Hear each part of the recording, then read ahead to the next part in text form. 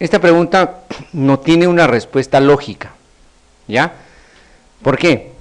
O sea, te dice, si tú tienes un paciente en cama mucho tiempo, entonces, la cadera, ¿en qué movimiento se va a limitar? Entonces, si yo tengo al paciente postrado, ¿no es cierto?, con las piernas en extensión, ¿cierto?, tendrá limitación a la flexión. En cambio, si tengo un paciente postrado flexo, ¿no es cierto?, ¿qué va a tener? No va a poder hacer extensión. O sea, esto no tiene una respuesta lógica, ¿no es cierto? Está mal planteada la pregunta, ¿sí? Durante una sustitución veraniega de pediatría, una madre de 41 años consulta que su hija primogénita de 9 meses cada vez le resulta más difícil colocarle el pañal. El parto fue por cesárea, la niña ha seguido los controles rutinarios de recién nacido sano, y al explorarla apreciamos una marcada dificultad al separar los muslos del bebé y cierta resistencia a la motilidad activa de las caderas, así como asimetría de pliegues inguinales y glúteos. ¿Cuál debe ser nuestra actitud diagnóstica? ¿Por qué? ¿Y por qué no una ecografía?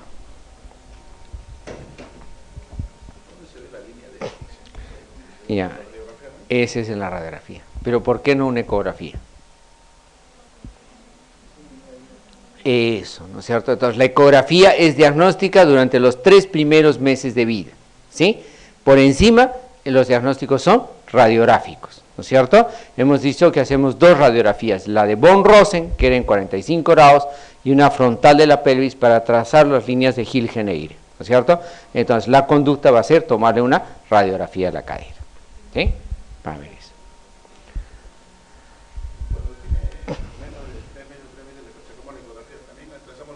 No. El ecografista, ¿no es cierto?, nos va a decir la relación entre, hay un ángulo que es el ángulo alfa, que es la relación que existe entre la cabeza y el acetábulo. Entonces el ecografista va a decir, tiene buena relación, no es displásica, o es una cadera, ¿no es cierto?, displásica. Exacto. Entonces ahí tenemos que creerle al ecografista, ¿no es cierto? Ese es el problema de los estudios ecográficos que son radiólogo dependientes, ¿no es cierto? Tenemos que creerle a los radiólogos. Bien, tenemos un muchacho obeso, 14 años, acude a la consulta por dolor en la cara anterior del muslo y de la rodilla izquierda, desde un partido de fútbol jugado 15 días antes. No presenta ningún signo de desarrollo puberal, permanece en una actitud de flexión y rotación externa de la cadera y flexión de las rodillas, con limitación dolorosa a los intentos de movilización articular. El primer diagnóstico en sospecha es...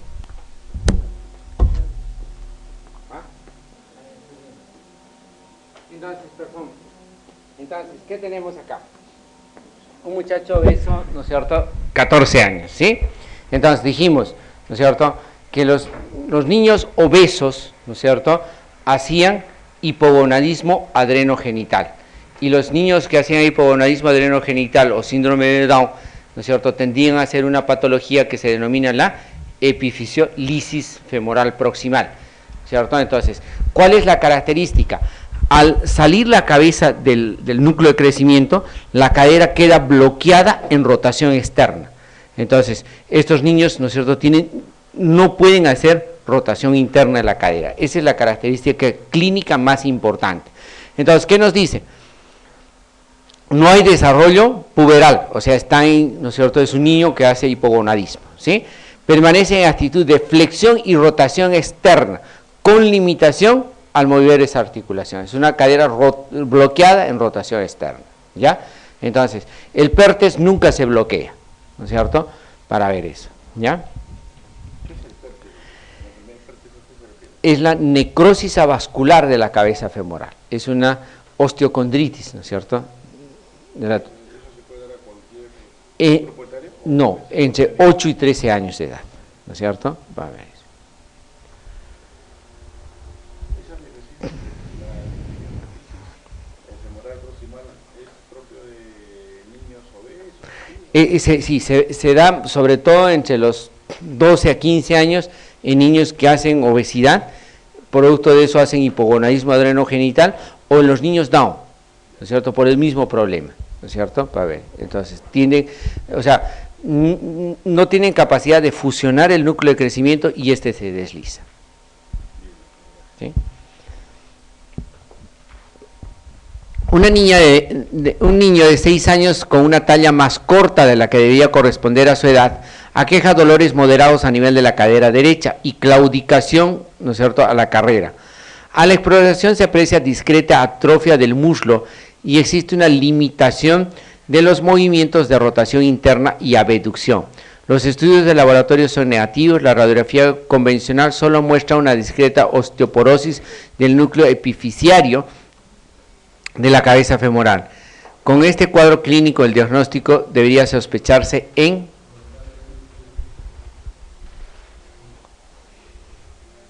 Entonces, ¿qué tenemos? Fíjense, 6 años, talla más corta de lo que debería corresponder. Entonces, ¿qué quiere decir? Que no tiene un buen desarrollo ponderal. No tiene un buen desarrollo ponderal, entonces es un niño desnutrido. Si es un niño desnutrido, es un niño, ¿no es cierto?, que está en inmunosupresión, por lo tanto tiene riesgo de tuberculosis, ¿no es cierto? Entonces, ¿qué tenemos? Dolor, ¿no es cierto? Dolores moderados en la cadera derecha, claudicación, y a la exploración se aprecia atrofia muscular, limitación tanto a la rotación interna como a la abducción. Los laboratorios a veces es negativo, a veces no nos muestra nada, y característicamente la radiografía muestra osteopenia o osteoporosis regional. Esas son características, ¿no es cierto?, no de un PERTES, ¿no es cierto?, de una tuberculosis de la cadera, ¿no es cierto? El PERTES dijimos que lo vamos a presentar entre 8, ¿no es cierto?, y 13 años, caracterizado por una fragmentación de la cabeza femoral, no una osteoporosis. Entonces, acá el diagnóstico es tuberculosis de cadera. 18 meses, hijo de una familia inmigrante residente en los suburbios marginales de la Gran Lima, traído a la consulta por cojera desde que comenzó a caminar a los 16 meses. A la exploración, Trendelenburg positivo. ¿Qué debemos pensar? Exactamente, ¿no es cierto? Entonces, niño, ¿no es cierto?, 18 meses, que caminó recién a los 16 meses, entonces tuvo un retardo en la aparición de su marcha, ¿sí? Tiene Trendelenburg. ¿Qué era el Trendelenburg? Era la insuficiencia del glúteo medio que le hacía bascular la cadera. Entonces, eso era propio, ¿no es cierto?, de la, ¿no es cierto?, luxación congénita de la cadera, ¿sí? Las fracturas se producen por microtraumatismos, ya sea por intensidad o por alteraciones de las propiedades físico-químicas del hueso. Esas fracturas se denominan fracturas por fatiga, ¿no es cierto? Entonces, la fractura de fatiga es una fractura en un hueso sano que está sometido a un sobreesfuerzo, ¿no es cierto?, físico, ¿sí? La tuberculosis osteoarticular tiene una tríada inicial caracterizada por dolor, impotencia funcional y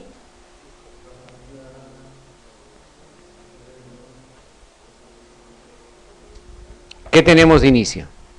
O sea, tenemos dolor, tenemos impotencia funcional y tenemos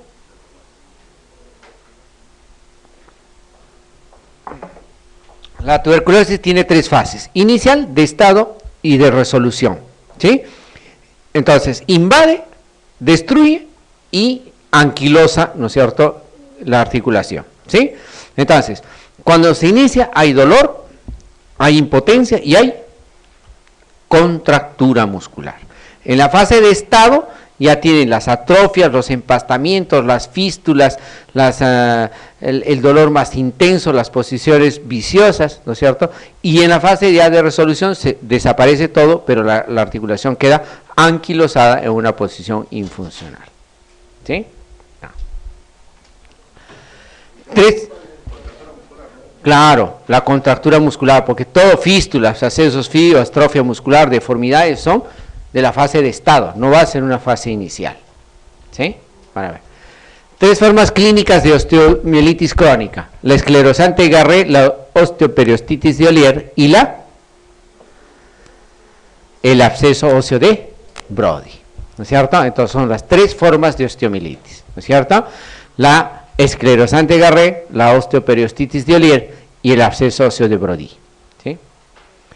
Las luxaciones del hombro, 90% de las luxaciones del hombro es anterior, ¿no es cierto? Son, acá está mal, ¿no es cierto? Son anteriores, acá se han.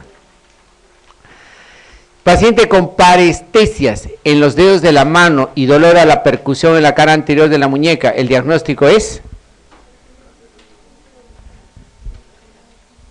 Es un túnel del carpal. ¿Qué signo nos falta? El signo de Fallen, ¿no es cierto? ¿Sí? Porque el tinel es la percusión. Fallen, ¿cómo se confirma el diagnóstico? Una electromiografía. Muy bien, entonces el diagnóstico final va a ser electromiográfico. En caso de una luxación de la cadera de un paciente joven en 6 horas de evolución, ¿qué haría usted como médico general en la guardia en un centro asistencial de provincia sin recursos? Las luxaciones son emergencias, ¿no es cierto? Más en la cadera, ¿por qué? Cuanto más horas pasa, mayor riesgo de necrosis avascular. Si yo estoy, ¿no es cierto?, en la puna y no tengo recursos para reducir una cadera, ¿qué tengo que hacer? Cinta de embalaje y... ¿Por qué? Porque la cadera la tengo que reducir bajo anestesia general, ¿no es cierto? Entonces en un centro asistencial no voy a poder hacer una anestesia general, ¿no es cierto? Eso es para reducir una cadera. Entonces no vuelta a quedar cinta de embalaje y... ¿no es cierto? Claro que sí. ¿Cuál de las siguientes lesiones suele dar síntomas neurológicos en la mano?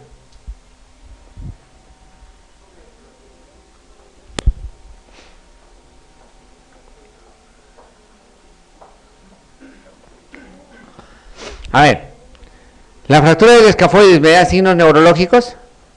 No, ¿no es cierto? Es dolor en la tabaquera anatómica, ¿sí? La luxación posterior del semilunar, ¿me va a dar sintomatología neurológica? Si salta al dorso, bloquea los tendones extensores, ¿no es cierto? No me va a producir daño neurológico. Una luxación anterior del semilunar me va a producir, ¿no es cierto?, problemas de tipo neurológico.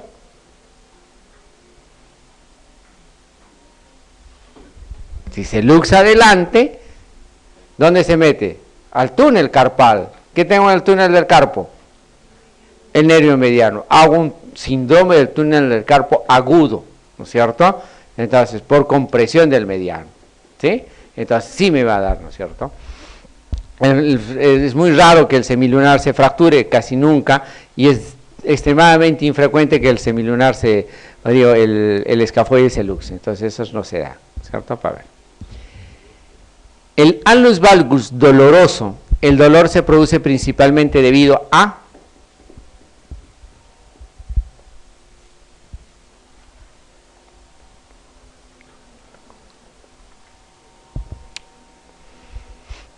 entonces dijimos que la causa del annulus valgus era el metatarso primovaro, ¿cierto? El metatarso que no sigue el eje de los demás dedos y tiene desviado en varo.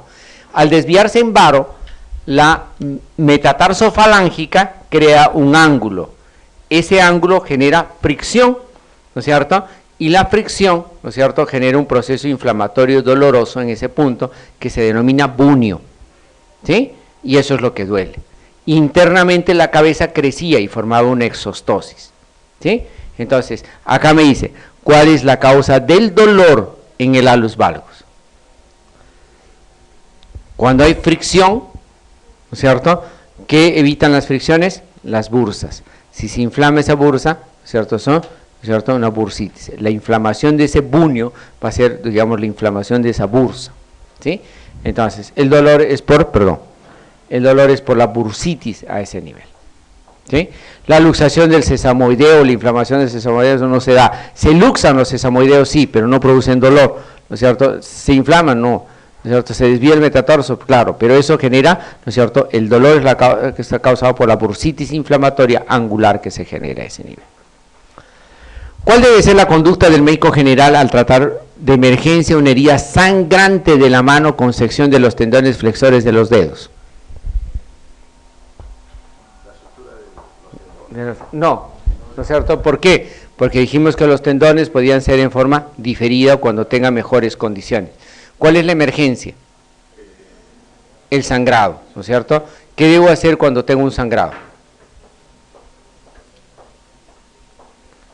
Lo más importante sería hacer la hemostasia, ¿no es cierto? ¿Sí? Entonces veamos las alternativas. Con anestesia general limpiamos con aseptil, qué payaso, y suturamos los tendones. Ni hablar, pues no tiene sentido, ¿no es cierto? El aseptil es de la era de la pera, ¿no es cierto? Ya no se usa, ¿no es cierto? Tal como se encuentra, derivarlo a un especialista, se nos puede morir el paciente, ¿sí? De sangrado. Con anestesia, torniquete, limpiamos, suturamos la piel y lo transferimos. Podría ser, ¿no es cierto? ¿Por qué? Hemos lavado, hemos suturado la piel, ¿no es cierto? Lo hemos cerrado y lo hemos transferido. Podría ser una opción ideal. Colocar un torniquete y derivarlo al especialista. Puede ese miembro llegar, ¿no es cierto?, con lesión vascular, ¿no es cierto? Si no vamos a saber manejar un torniquete, no hay que aplicarlo, ¿cierto? Entonces no se usa. Con anestesia general, hemostasia e inmovilización, ¿no es cierto? Podría ser, pero, ¿no es cierto? Entonces, lo ideal, ¿no es cierto?, es resolver la urgencia, ¿no es cierto? ¿Cuál es la urgencia en este caso? El sangrado, ¿sí? Entonces, deberíamos, ¿no es cierto?, de repente, con anestesia general o sin ella, hemostasia, que sería la parte más importante, y luego inmovilizar, ¿no es cierto?, para transferir. Pero también, o sea, si yo hago un torniquete, lavo, suturo la piel y lo transfiero, obviamente sin el torniquete, ¿no es cierto?, para ver, entonces, estoy resolviendo probablemente también el mismo cuadro, ¿sí? Claro, eso es ¿no es cierto? Ahí va, ¿no es cierto?, lo que iba a decir al final. O sea, acá nos está preguntando una conducta del médico general en un servicio de emergencia frente a una herida sangrante. Entonces, difícil que podamos hacer esto, ¿no es cierto? Es más fácil, ¿no es cierto?, colocarle un poco de anestesia local, ponerlo aunque sea un torniquete para estar seguro, ¿no es cierto?, de dónde es el sangrado, lavarlo bien, suturarlo, sacar el torniquete y transferirlo, ¿no es cierto? Entonces, esta, ¿no es cierto?, va a ser la opción, ¿no es cierto?, ideal. En un hueso largo, el cartílago de crecimiento está entre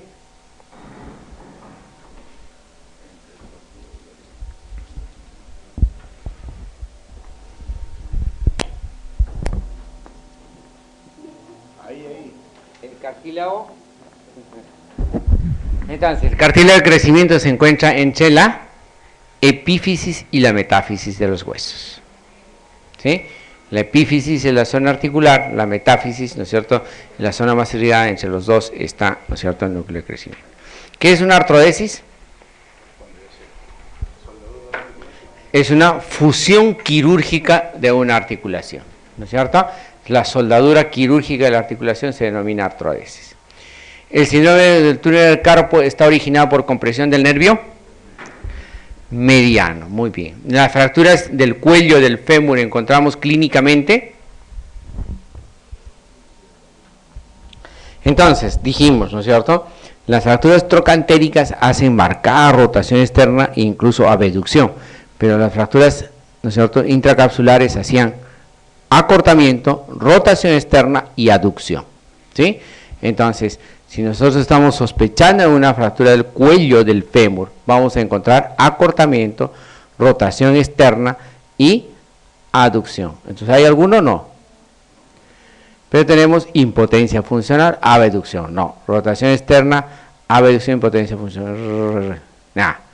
Entonces, cualquiera de estas dos. Impotencia funcional debería ser aducción, ¿no es cierto? Y rotación externa. Rotación externa, impotencia funcional. Acá la abducción nos confunde a todos, ¿no es cierto? ¿Sí? No es cierto, no es compatible, porque las fracturas trocantéricas sí son las que hacen abducción, ¿sí? Para ver esto. Pero en todo caso, no tenemos una alternativa correcta ideal, ¿sí? Sí, aducen, no abducen. Las formas crónicas de la osteomielitis, ¿cuál era?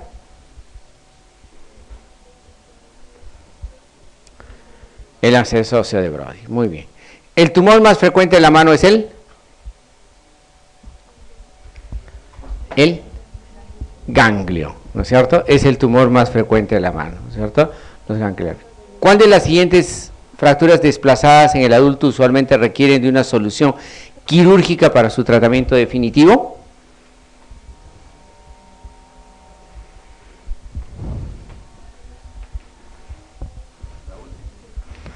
cúbito y radio, ¿no es cierto? ¿Sí? Dijimos que el cúbito y radio necesariamente, si están desplazadas, tienen que ser de tratamiento quirúrgico. El dedo de martillo o mallet finger, ¿cuál es el problema? Exactamente, es una ruptura del tendón extensor, ¿no es cierto? Para ver, ¿sí? Entonces, cuando se rompe el tendón extensor del dedo, entonces es eso, ¿sí? ¿En qué punto es más intenso el dolor en un paciente anciano que presenta una bursitis cálcica del hombro? Las bursitis cálcicas se presentan a nivel del tendón del supraespinoso, ¿sí? El tendón es el que hace el depósito cálcico. Y el tendón del supraespinoso está debajo del acromio. Pasa de la fosa, ¿no es cierto?, supraclavicular por el acromio, ¿no es cierto? Entonces, el dolor más intenso va a ser debajo del acromio, a ese nivel, ¿sí? ¿Qué era el Montella? Exactamente. Entonces, el Montella es una fractura del cúbito con luxación de la cabeza del radio, ¿sí? Entonces, ese es un Montella, ¿sí? Entonces, una fractura proximal del cúbito más luxación anterior de la cúpula radial, ¿no es cierto? En este caso sería un Montella, ¿ya? Sí, proximal. ¿Cierto? Es una fractura proximal del cúbito con luxación de la cabeza del radio. La cabeza puede estar luxada anterior, posterior, lateral o incluso fractura del cúbito y el radio con luxación de la cabeza del radio es Montella, ¿sí? Pero la asociación de una fractura del cúbito y luxada la cúpula radial es un Montella, ¿ya? Entonces por eso decir, fractura proximal del cúbito más luxación anterior de la cúpula radial es Montella. En cambio acá nos dice fractura del tercio distal más luxación de la cabeza del radio, claro, no es distal, sino siempre es proximal, ¿sí? Paciente de 30 años que sufre un accidente en carretera, presenta flexión y rotación interna del miembro inferior con gran dolor en la cadera. ¿Cuál es la primera posibilidad diagnóstica?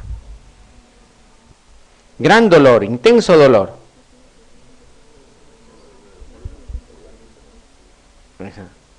Exactamente. Si hay gran dolor o el dolor es muy intenso, lo primero que debemos sospechar es una luxación, ¿no es cierto? Entonces, si está, ¿cuál es la posición en que tiene? Rotación interna, ¿no es cierto? Y aducción. Entonces, está en una posición púdica. Las luxaciones, ¿no es cierto?, posteriores hacen posiciones púdicas. Entonces, es una luxación posterior de la cadera. Entonces, ¿cuál es luxación posterior? ¿La luxación ilíaca es posterior? La isquiática es la baja y la ilíaca es la alta. Eso está bien, ¿no es cierto? Entonces, si pongo ilíaca, estoy en lo correcto, ¿no es cierto? Porque también es una luxación posterior, ¿sí? Entonces, está mal planteada nuestra pregunta, ¿sí? Luxación posterior de cadera, ¿cierto? Porque es, ¿no es cierto? Si me dijera, viene, ¿no es cierto?, con gran dolor, entonces, fíjense, viene en rotación interna, aducción, y acá nos dice flexión de rodilla, ¿sí? Entonces, si viene con flexión de rodilla, hemos dicho que los que vienen con flexión son bajas, los que vienen con la pierna en extensión es alta, ¿no es cierto? Entonces, acá nos está flexionando. Entonces, ilíaca, ¿no es cierto? Si fuera posterior pura, o sea, ¿no es cierto?, podría ser incluso ilíaca, pero el hecho de que nos pone flexión nos está descartando la posición ilíaca, o sea, correspondería a una isquiática. No tengo la opción, es luxación posterior de cadera. ¿Cuál es la fractura más estable por su trazo? Transversa.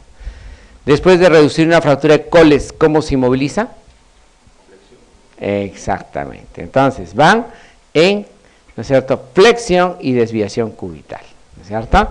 Entonces se desplazaba al dorso y se hacía a desviación radial, que ¿cómo corregíamos? Entonces en desviación cubital y flexión palmar, ¿sí? La fractura de Colles es una fractura, ¿dónde? Entonces, 25% de las fracturas de Colles tienen compromiso del estiloides cubital. Entonces, si me dicen fractura de cúbito y radio, sí, es una fractura del cúbito y del radio.